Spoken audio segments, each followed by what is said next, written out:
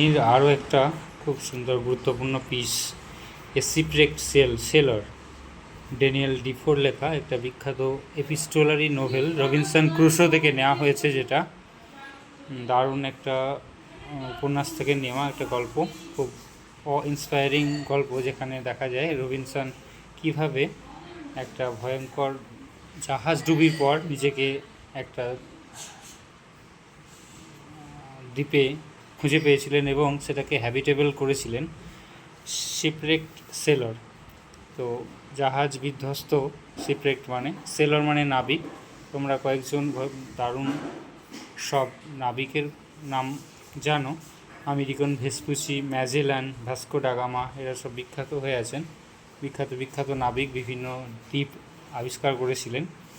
তো এই গল্পটা, রবিনসন ক্রুসোর গল্পটা মনে করা হচ্ছে আলেকজান্ডার সেলকার্কের জীবনী নিয়ে লেখা, তাকে অনুকরণ করে লেখা, কেউ কেউ বলেন। The following text is adapted from a section of Daniel Defoe's famous novel Robinson Crusoe and tells us how Crusoe, after being shipwrecked, found himself on a dismal island. It also gives us an awe-inspiring account of how he makes the island habitable and his hard work. কঠিন পরিশ্রমের মাধ্যমে তিনি জাহাজ বিধ্বস্ত হয়ে যাওয়ার পর একটা দ্বীপে নিজেকে কিভাবে মানিয়ে তুলেছিলেন, সেই নেচার স্মার্ট হয়ে উঠেছিলেন, নেচারের সঙ্গে নিজেকে মানিয়ে নিয়েছিলেন এবং সেখান দ্বীপটাকে, সেই জায়গাটাকেই নিজের বাসস্থান বানিয়েছিলেন। এটা একটা দারুণ গল্প। তো শুরু করব আমরা পার্টটা। On September 30, 1659, miserable Robinson Crusoe, এটা এপিস্টোলারি স্টাইল, যেখানে নিজের বর্ণনা করা হয়, এপিস্টোলারি নোভেল একটা, রবিনসন ক্রুসো সেইভাবেই রয়েছে। Being shipwrecked during a violent storm, ভয়ঙ্কর একটা ঝড়ে তার জাহাজ তছনছ হয়ে গেছিল। আমি নিজেকে খুঁজে পেয়েছিলাম এই ঝড় বিধ্বস্ত হয়ে যাওয়ার পর। কে মনে সোর, এবং একটা তীরে এসেছিলাম, SHORE, সোর মানে তীর। অন দিস ডিসমেল আইল্যান্ড, এই অসহায় অন্ধকারপূর্ণ মানবহীন এই দ্বীপে, I call it A island of ডিসপায়ার, আমি এটাকে বিষণ্ণ দ্বীপ বা হতাশা দ্বীপ বলে ডাকি। আই ওয়াজ অলমোস্ট ডেড, আমি প্রায় মৃতই ছিলাম।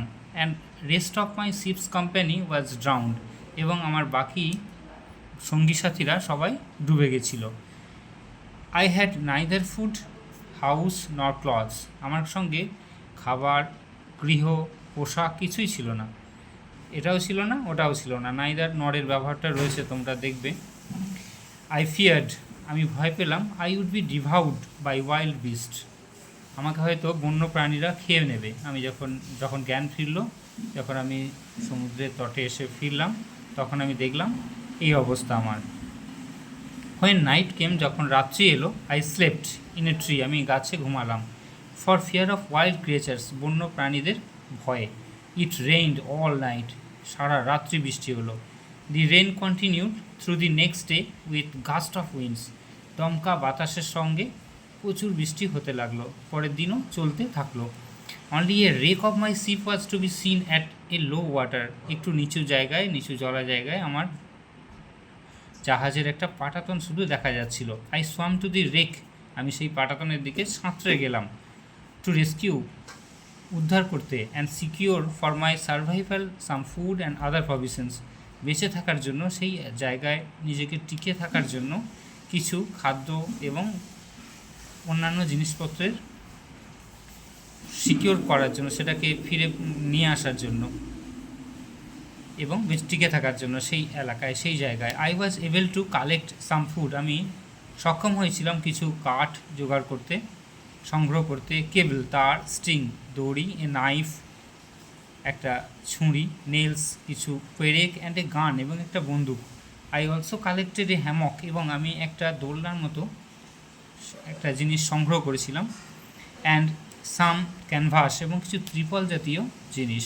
With which I made a tent, যেটা দিয়ে আমি একটা তাঁবু খাটিয়েছিলাম। I got some ink and paper, আমি পেয়েছিলাম কিছু কালি এবং একটা কাগজ। I also found some money, আমি কিছু টাকাও পেয়েছিলাম, but they were useless to me in this barren island. কিন্তু সেই অনুর্বর দ্বীপে এই টাকাগুলো আমার কাছে অনর্থক মনে হয়েছিল।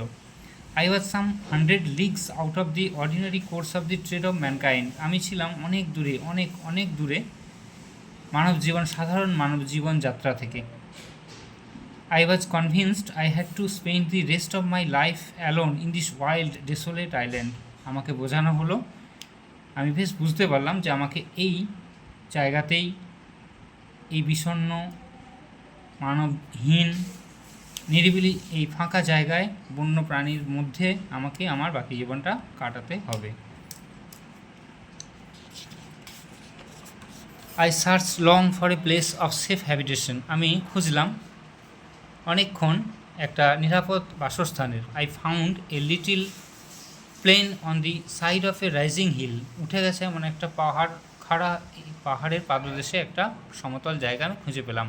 অন দি রকি ওয়াল, পাথুরে জায়গায়, অফ দি হিল, পাহাড়ের, দেয়ার ওয়াজ এ হলো প্লেস, একটা ফাঁকা জায়গায় রয়েছে, ওর্নিন, ক্ষয়ে গেছে যেটা, like the entrance to a cave, গুহা মুখের মতো, যেখানে গুহা মুখটা থাকে ফাঁকা এবড়ো খেবড়ো, সেই রকম একটা জায়গা। On the flat of the green, সবুজ সমতল অংশে, জাস্ট বিফোর দিস হলো, এই ফাঁকা জায়গাটার পূর্বে, I resolved to pitch my tent, আমি মনস্থির করলাম আমি আমার তাঁবু খাটাবো।